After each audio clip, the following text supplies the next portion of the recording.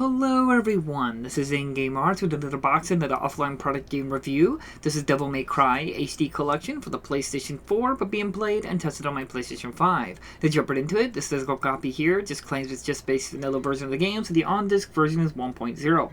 Now sadly there was an update available. This update size was 2.6 gigabytes big and will take you to version 1.01 since the time making this video. Not like always though, I play all my games completely offline with an unregistered account, and I didn't experience any massive game-breaking bugs or issues. The game worked perfectly fine to beginning and end, and as well, I was still unlocking trophies with my unregistered account.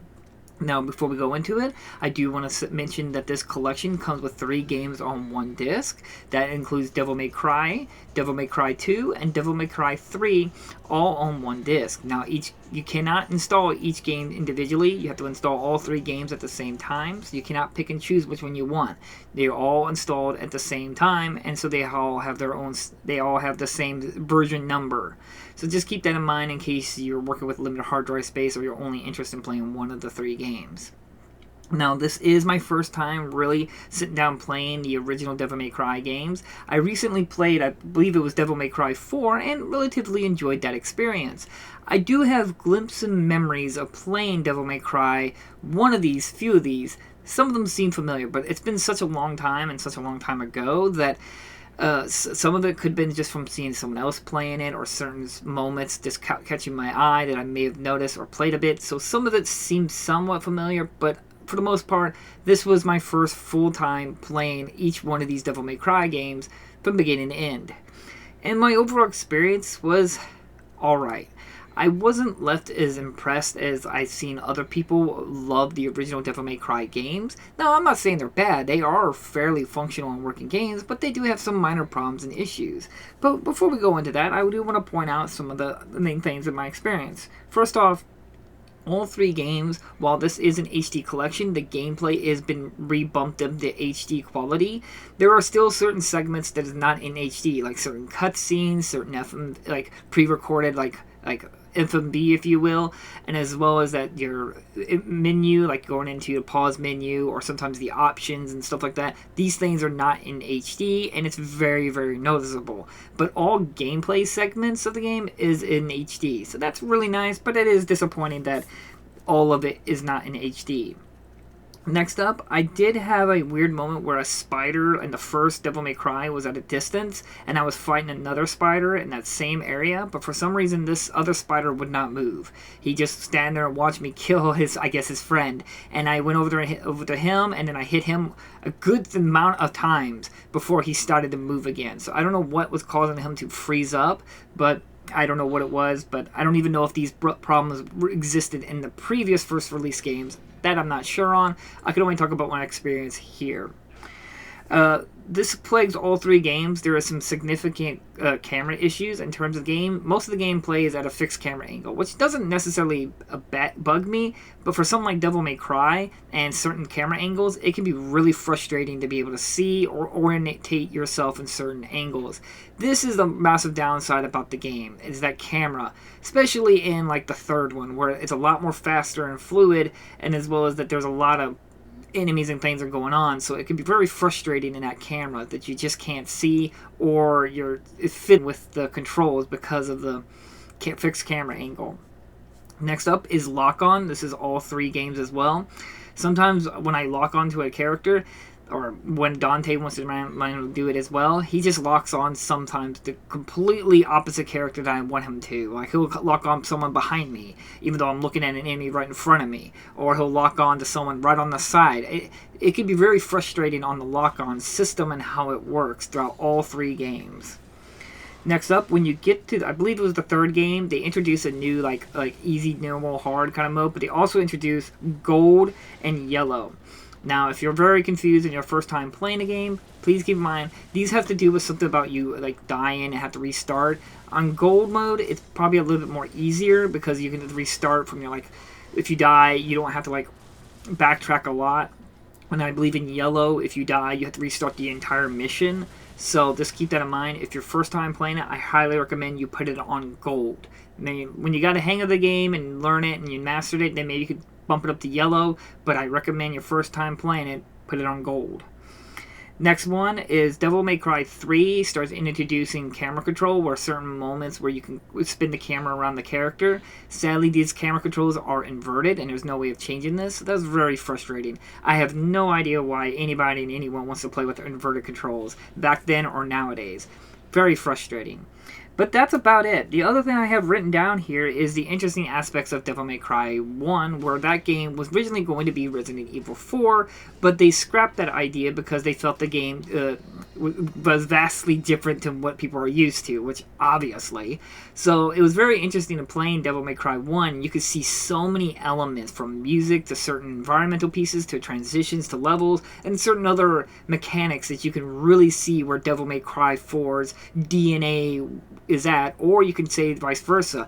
Where Resident Evil 4 got its DNA from Devil May Cry. I thought that was really fascinating, especially the beginning mansion music. You can even hear a certain soundtrack that you hear in Resident Evil 4. I know this because I played Resident Evil 4 so much that I can just hear certain sound effects and certain animations, certain graphical aesthetics. It was just really interesting to see the DNA of Resident Evil 4 and Devil May Cry 1. And that's about it. Anything else I'm going to talk about is mostly going to be about the games and my experience. So it's really nice to see that this collection is fairly decent, fairly working, and is really to no problems whatsoever. Other than you're going to have maybe some hiccups in terms of controls if you're not used to fixed camera angles, the lock-on, and just certain other oddities of the older gaming back then.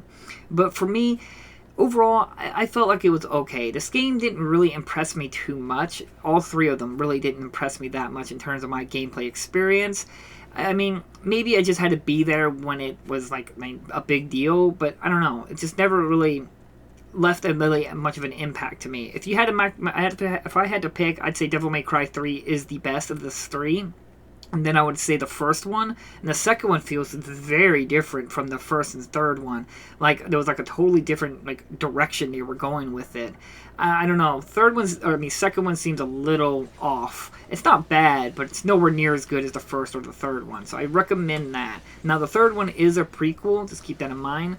But I don't recommend starting with the third one because they introduce a lot of elements that you're going to really miss if you play the first or second one. So I highly recommend starting 1, 2, then 3. Play in order of the numbers, in my personal opinion. But in the end of the day, really, the truth be told, this just reminded me so much why I was not a big fan of the PlayStation 2 era. I mean, I'm not saying that PlayStation 2 had bad games, or these are bad games. It's just, they are not my kinds of games, and what I look forward into playing video games.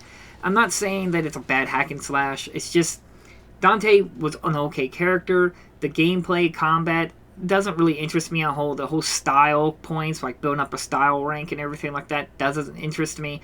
If anything, God of War is like my most favorite hack and slash. And yeah, some people would say it's just square, square, triangle. I prefer that than have to push all these button combinations that do get my style up. I never was interested in that, so I just kept spamming the same button, triangle, triangle, triangle, triangle, triangle, triangle. I never really cared about trying to do combinations and stuff like that, but that's just probably my not a fan of fighting games that have to do a bunch of button combinations. And on top of that, since in the third one it does introduce a little bit more like joystick maneuvers and stuff, with that fixed camera angle and sometimes the wonkiness of the camera, that joystick combination stuff sometimes did not work because I wasn't pointing in the right direction to where the camera's looking and which way I'm looking. It was a little frustrating in that area. Perfectly frank, all three of these games really just need a full-on remake, in my personal opinion. I'm not saying these games are bad, and I'm really thankful that we got this collection that you can play the original games in HD like this on newer hardware, like on PlayStation 5 and stuff. But with all these remakes that Capcom's been doing, I think Devil May Cry 1, 2, and 3 are well worth a full-on remake. Remake 1 to have maybe modern up the controls and stuff like that, introduce dodging and stuff. The third one, really, that's just going to need a graphical bump up as well as fixing some of the controls. The second one, that's a little interesting. To my opinion, I would probably just recreate the second one, make it like a reboot.